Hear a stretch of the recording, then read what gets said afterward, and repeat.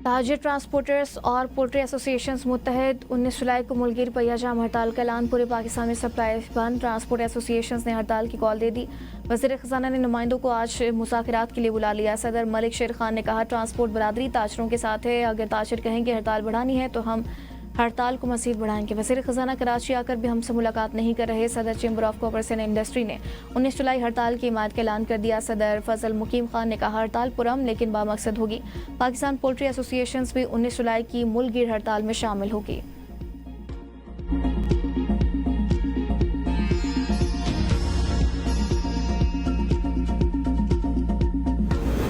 पहले दरामद फिर बरामद का खेल। चीनी की कीमतों में कमी के दरवाजे बंद। चीनी का नया रेट तय। हुकूमत और शुगर मिल के दरमियान मुआहदा तय पा गया। आवाम को रिलीफ की जगह महंगाई का तोहफा मिलेगा। चीनी का एक्स मिल रेट 165 रुपये मुकर्रर। शुगर मिल्स मालिकान हर माह एक्स मिल रेट में 2 रुपये इजाफा कर सकेंगे। सारिफ को नए एक्स मिल रेट का फायदा स्टॉक खत्म होने के बाद होगा। 6 माह में एक्स मिल कीमत में 40 रुपये इजाफा कर दिया गया। दिसंबर 2024 में चीनी की एक्स मिल कीमत 115 से बढ़ाकर 125 रुपये फी किलो मुकर्रर की गई थी।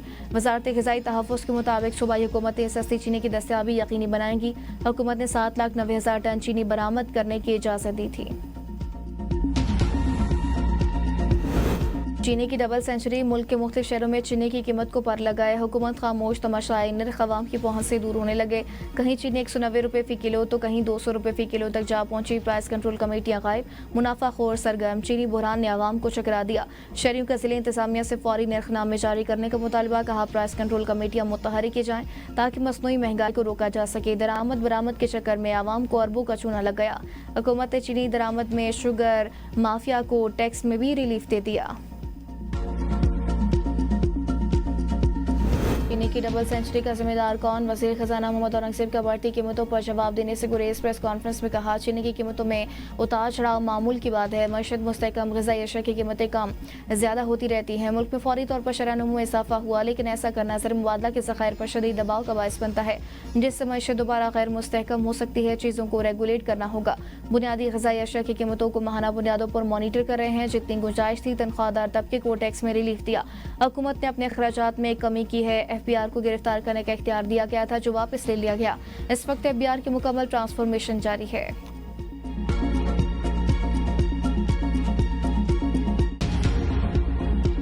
मुनाफाखोरों को खुला छोड़ेंगे तो कीमतें आवाम की पहुंच से बाहर हो जाएंगी। पंजाब में मुनाफाखोर अब पैरा की नसरों से नहीं बच सकेंगे। वज़ीर आला पंजाब मरीम नवाज का तकरीब से खिताब। कहा, मेरी और आवाम की नज़र पैरा पर होगी और पैरा की नज़र महंगाई, ज़ख़ीरानंदोज़ी और तजावुज़ात पर होगी। कब तक इंतज़ामिया महंगाई, मुनाफाखोरी और तजावुज़ात के खात्मे के लिए भागते रहेंगे? पंजाब की 144 तहसीलों में पैरा स्टेशन कायम किए जाएंगे। पैरा फोर्स मेरी आंख और कान है, हर जुल्म पर नज़र रखेगी और ज़ख़ीरानंदोज़ी, तजावुज़ात के खात्मे के लिए अपना काम अंजाम देगी।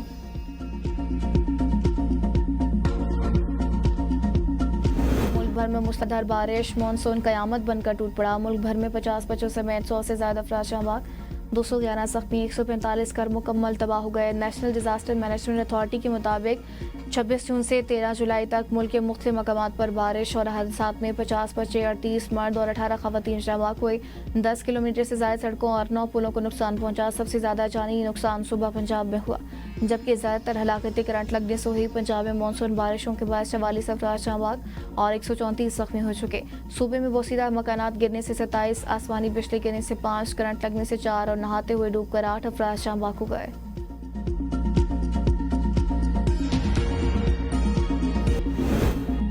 जल्द से ज्यादा तरक्की कम। गैलिप सर्वे ने खैबर पख्तूनख्वा हुकूमत की कली खोल दी। खैबर पख्तूनख्वा के 38% अवाम वज़ीर आला अली मनगढ़ापुर की कारकर्दगी से मुतमईन। 50% वज़ीर आला पंजाब मरीम नवाज की कारकर्दगी की मोतरद। गैलिप सर्वे के मुताबिक 60% लोगों ने कहा कि खैबर पख्तूनख्वा हुकूमत जलसों और मुजाहरों में वक्त ज़ाया कर रही है। 57% अफराद सूबे में अमन अमान की सूरत हाल से खौफजदा।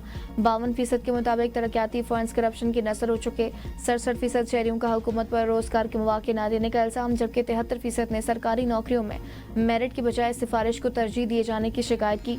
तहरीक इंसाफ के अपने 49% वोटर्स के मुताबिक इनके इलाकों में कोई नुमाया तरक्की नहीं हुई।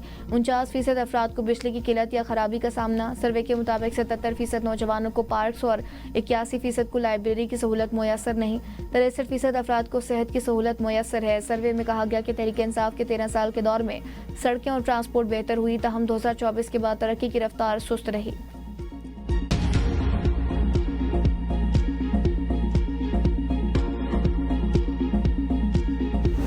पीटीआई में अंदरूनी इख्तिलाफात। चेयरमैन पीटीआई बैरिस्टर गौहर का आलिया हमजा और शेख फकास अकरम से राबता।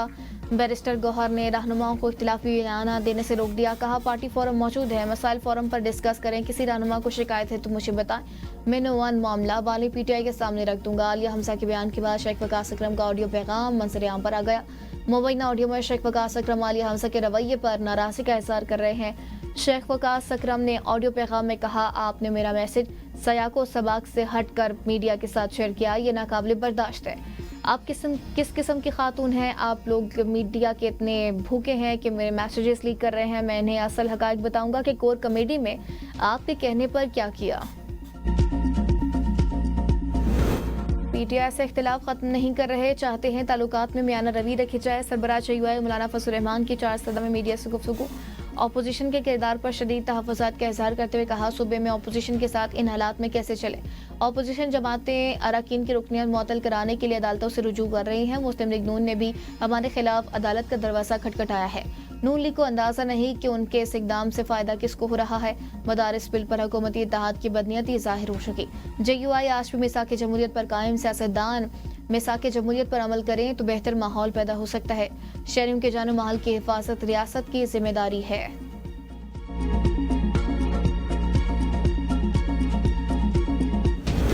फजल रहमान के भाई ज़ियाउर रहमान ने अली अमीन गंडापुर का चैलेंज कबूल कर लिया। ABN न्यूज़ के प्रोग्राम बदलों में इंजीनियर ज़ियाउर रहमान ने कहा कि अली अमीन, तुम्हारी औकात नहीं कि मौलाना फजल रहमान तुम्हारा चैलेंज कबूल करें। पहले मुफ्ती महमूद के इस बेटे से मुकाबला करके दिखाओ, अपने भाई से इस्तीफा दिलवा कर इनका मुझसे मुकाबला करवाओ। मौलाना फजल रहमान ने तुम्हारे लीडर को इत्तेदाद से घसीट कर निकाला था। आपके अंदाज़े गुफ्तगू से मालूम हो चुका कि आपके जाने का वक्त आ चुका। जल्द खैबर पख्तूनख्वा की आवाम को करप्ट हुकूमत से छुटकारा दिलाएंगे। वज़ीर आला अली अमीन ने मौलाना फजल रहमान को इलेक्शन लड़ने का चैलेंज दिया था। कहा था, मौलाना फजल रहमान मेरे भाई के मुकाबले में इलेक्शन लड़े, मेरा भाई हारा तो मैं, वरना मौलाना सियासत छोड़ दें।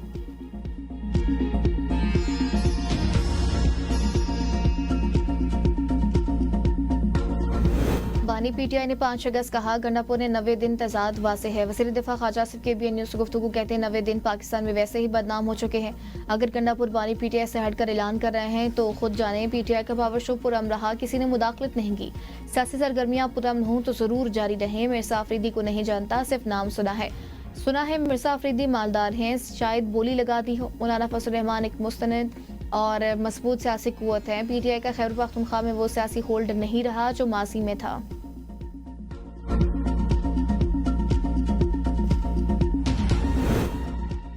नवे दिन की बात आईनी बुनियाद पर हो रही है। 5 अगस्त का हवाला जज्बाती था। अली अमीन गंडापुर की दानिशवराना राय को पार्टी फैसले से ना जोड़ा जाए। सेक्रेटरी जनरल पीटीआई सलमान अकरम राजा के ABN न्यूज़ के प्रोग्राम सवाल से आगे में गुफ्तगू। 5 अगस्त का ऐलान बानी और पार्टी का है। 90 दिन अली अमीन गंडापुर की जाती राय थी। ये किसी एक दिन या जगह की नहीं, पूरे मुल्क में अवामी बेदारी की तहरीक है। बानी ने कहा है, कौम आइन की बहाली और अदलिया की आज़ादी के लिए मुतहरिक हो। अलीमा खान का पैगाम ही असल पार्टी बयानिया है। आलिया हमजा की ट्वीट गैर जरूरी थी, नाराजगी का कोई सवाल ही पैदा नहीं होता। मसला कुछ नहीं था, मामले को बढ़ा चढ़ाकर पेश किया गया। जिस तहरीक का नाम ही आलिया पार रहे तो कौन ऐसे लोगों को वक्त देगा। वज़ीर आज़म के मुशीर राना सनाउल्लाह का तर्ज कहते हैं, लोगों को पार करने से पहले ही आर कर दिया जाएगा। इन लोगों की बस कोशिश है कि लोगों को इसी तरफ लगा कर रखें। बयानबाजी जुबानी जमा खर्च तक रहेगी, इन लोगों से कुछ नहीं होगा।